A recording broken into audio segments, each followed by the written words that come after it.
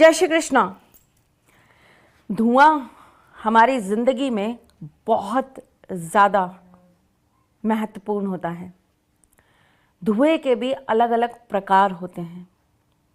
Google, लोबान, हवन का धुआं घर में पवित्रता ले आता है।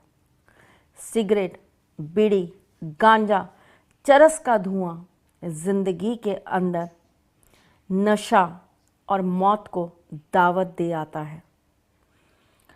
धुआं अगर हमारी ज़िंदगी में बढ़ जाए, पॉल्यूशन फैलाने का काम कर जाता है। इस धुएं के ऊपर बहुत सारी चीज़ें टिकी हैं।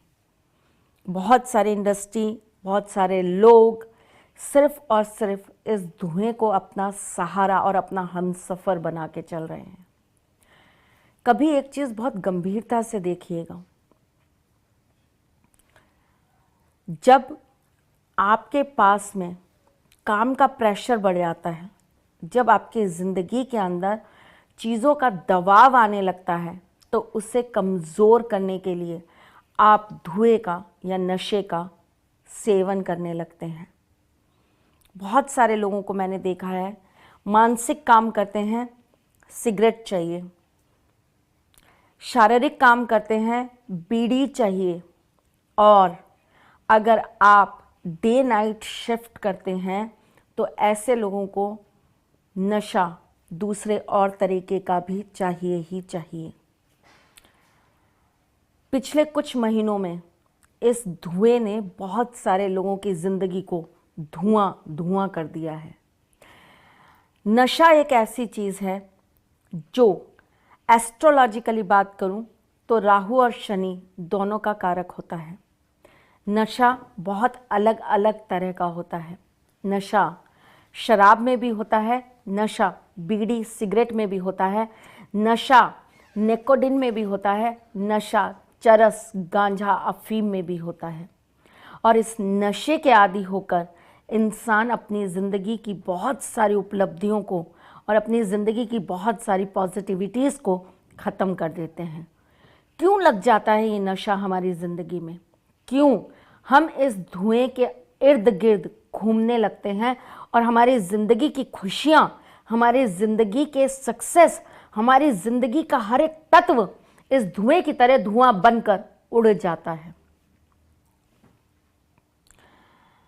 जब भी कभी आप थोड़ा भी सफलता की तरफ चलते हैं, यानी कि जब आपके जीवन के अंदर आपका शुक्र एक्टिव होता है, जब आपकी ज़िंदगी के अंदर आपका राहु एक्टिव होता है, तब वो आपको किस चीज़ के अधीन करता है? राहु के जैसे ही एक्टिव होने पर हमें किसी ना किसी चीज़ की नीड लगने लगती है। हमारी बॉडी के अंदर एक तलब उठती है जो ये मांगती है कि इस काम को तब तक नहीं मैं पूरा कर पाऊंगा जब तक मुझे कुछ मिलेगा नहीं मेरी ताकत बनने के लिए। उस ताकत को बनाने के लिए किसी भी सक्सेसफुल इंसान का नाम उठा लीजिए। बहुत कम ऐसे लोग होते हैं जो अपने जीवन में किसी नशे के या किसी ऐसी चीज़ के अधीन नहीं होते जो उनकी बॉडी को एक्स्ट्रा पावर देती है उनके काम को करने के लिए। एक्स्ट्रा पावर कौन मांगता है? राहु। एक्स्ट्रा पावर कब मांगता है राहु? जब हमारे अंदर से डिजायर्स जागती हैं, और चाहिए, और की भूख जागी, और सक्सेस, और नाम, और पैसा, और शोहरत। जब ये और जागता है ना, तब ये राहु एक्टिव हो जाता है। और जब ये राहु एक्टिव हो जाता है तो ये हमें सात्विकता से हटाकर हमें एक ऐसी दिशा में लेकर जाता है जिस दिशा में ये हमें किसी ना किसी चीज़ पर अधीन कर देता है, और वो चीज़ होती है नशा। जब हम अपनी ज़िंदगी में किसी भी पथ को पकड़ने की कोशिश करते हैं तो हमारे अंदर एक चीज़ आती है जिसे कहते हैं ग्लैमर। बहुत सारे लोग देसी भाषा में उसको कहते हैं रोल पाटा। बहुत सारे लोग उसे कहते हैं अरे यार तेरे अंदर तो गजब का पर्सनालिटी डेवलपमेंट हो रहा है।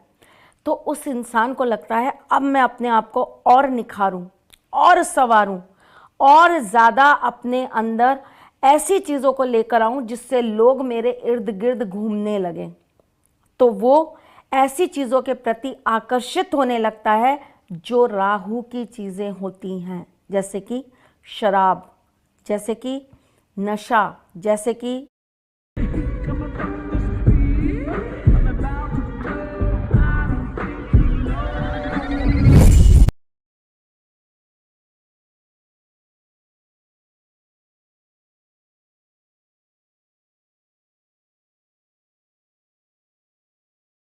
नशा, जैसे कि गुटखा, जैसे कि सिगरेट, बीड़ी, एसेट्रा एसेट्रा।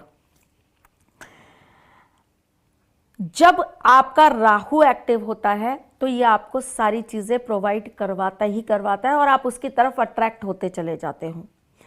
अगर आपकी कुंडली में या आपके हाथों में आपका राहु का जो चक्र है उस पर किसी भी तरह दृष्टि आ जाए आपके शनि की, तो ये आपको उस चीज़ का गुलाम बना देता है। मतलब हमने पीना चालू किया अपने शौक के लिए, भाई आधा पैक पी लेंगे, थोड़े से मूड सही हो जाएंगे, फिर हम थोड़ा और ज़्यादा अच्छे हो जाएंगे, फिर हम कुछ और अच्छा काम कर लेंगे। हम आदी हुए ना उस चीज़ के।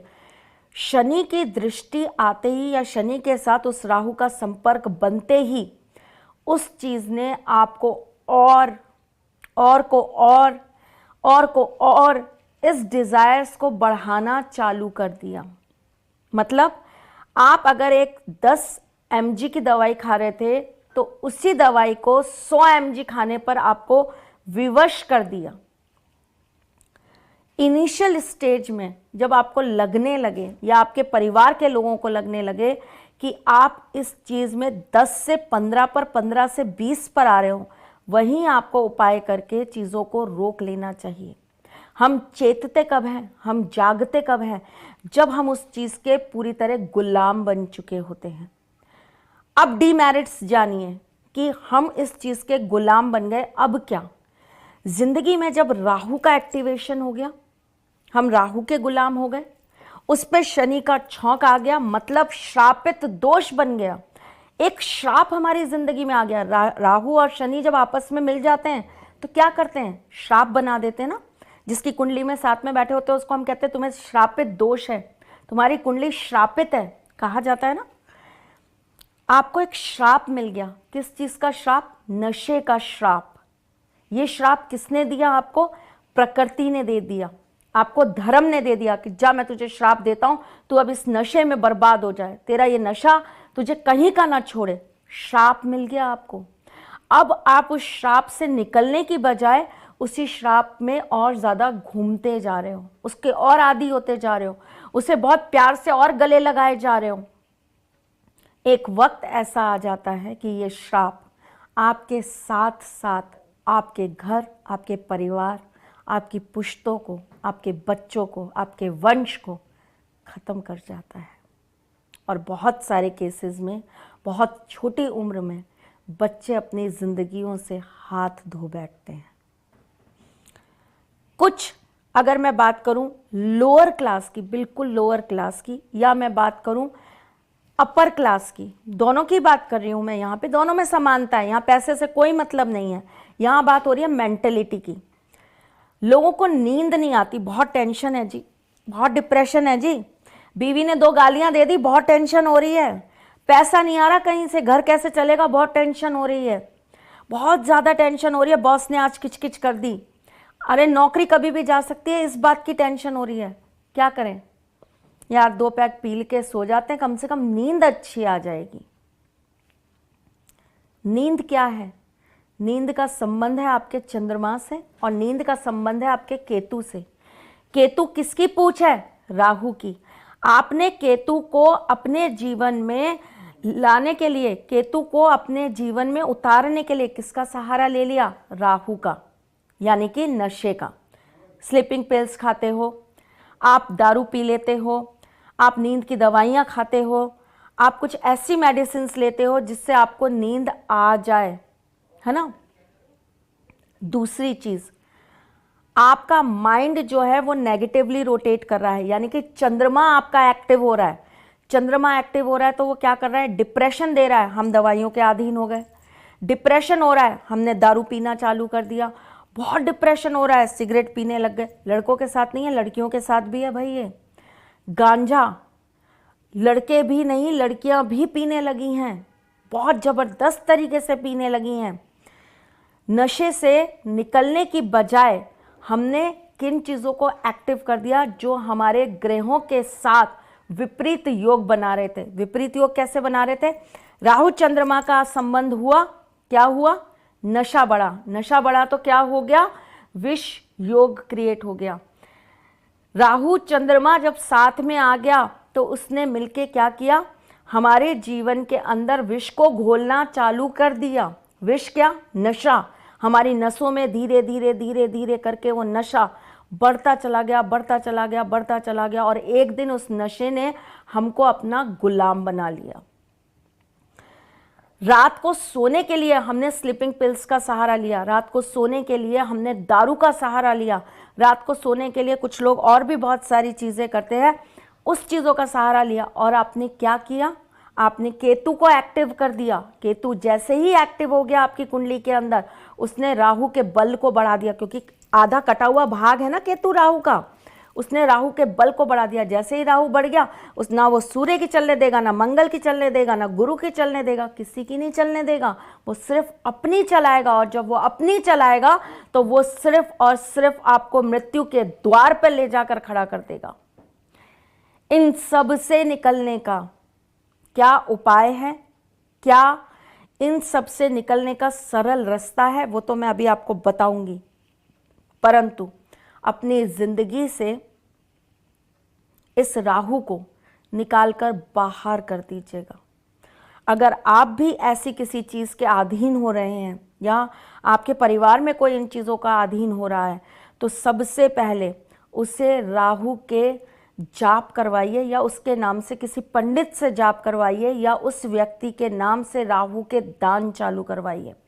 राहु के कॉइन्स आते हैं, 42 दिन तक रोज राहु के मंत्र को 11 बार बोलकर एक काले कपड़े में एक सिक्के को डालना है राहु के को, और 42 दिन बाद बहते हुए जल के अंदर काले तिल, रेवड़ी और थोड़े से कोयले के साथ बहा कर आ जाना है, और उन कॉइन्स को साथ में बहा देना है। अगर राहु आपके जीवन के अंदर ये सारी चीज़ों को एक्टिव करता जा रहा है, धीरे धीरे आपको समझ में आ रहा है कि मेरा बच्चा गलत रास्ते पे जा रहा है, मेरा पति गलत रास्ते पे जा रहा है, मेरे पति की दारू बढ़ गई है, मेरे पति की सिगरेट बढ़ गई है, और आप उसको ख़त्म करना चाहते हो, तुरंत प्रभाव से राहु के साथ शनि के भी उपाय करना चालू कर दो। शनिवार के दिन जिस भी व्यक्ति को राहु प्रभावित कर रहा है, उसके सिर से काला कपड़ा 7 बार उसार कर, मतलब उसके सिर पे 7 बार काला कपड़ा घुमाकर किसी शनि मंदिर के पंडित को जाकर दान कराओ। अगर आपके जीवन में ऐसा व्यक्ति है जो नशे के कारण ना अपनी रिस्पॉन्सिबिलिटीज़ देख रहा है, ना घर बार देख रहा है, ना पत्नी को देख रहा है, ना बच्चों को देख रहा है, पैसा उड़ाए जा रहा है, ऐसे व्यक्ति के लिए सबसे पहला काम ये करो कि उस व्यक्ति के हाथ से किसी भी पूर्णिमा के दिन शिव मंदिर में जाकर एक चांदी का नाग नागिन का जोड़ा शिवलिंग पर चढ़वाओ, और 1 पूरा लीटर दूध ओम नमः शिवाय का जाप करते हुए उस व्यक्ति के हाथ से शिवलिंग के ऊपर चढ़वाओ। अगर वो नहीं करता तो ये कार्य उसके नाम से आप या किसी भी विद्वान पंडित से ज़रूर से कराओ। अगर नशा इतना ज़्यादा बढ़ चुका कि वो व्यक्ति उसको छोड़ने को तैयार ही नहीं है, वो व्यक्ति उसके आगे कुछ और देखता ही नहीं है, तो आपको एक और बहुत विशेष उपाय बता रही हूँ जो आपको कर लेना चाहिए। नमक की डली ले आइए, 7 दिन तक लगातार उस व्यक्ति के ऊपर से नमक को 17 बार घुमाकर, पूरा ऐसे घुमाना है आपको पूरे गोलाई में, और उल्टे से सीधा घुमाना है, सीधे से उल्टा मत घुमाइएगा, उल्टे से सीधा घुमाइएगा। घुमाकर उस डली को आपको पानी के अंदर डाल देना है। जब वो पानी के अंदर पूरी तरह से पिघल जाए वो नमक, तब उस पानी को ले जाकर चौराहे पर पटक आइएगा। धीरे धीरे करके उसके जीवन से ये राहु चला जाएगा, उसके जीवन से ये नशा धीरे धीरे करके निकल जाएगा और वो शक्तियों को अपने अंदर अर्जित करने लगेगा। जिस भी व्यक्ति के अंदर जब नेगेटिव पावर्स आती है, राहु एक्टिव हो जाता है, तो वो धर्म से दूर करता है।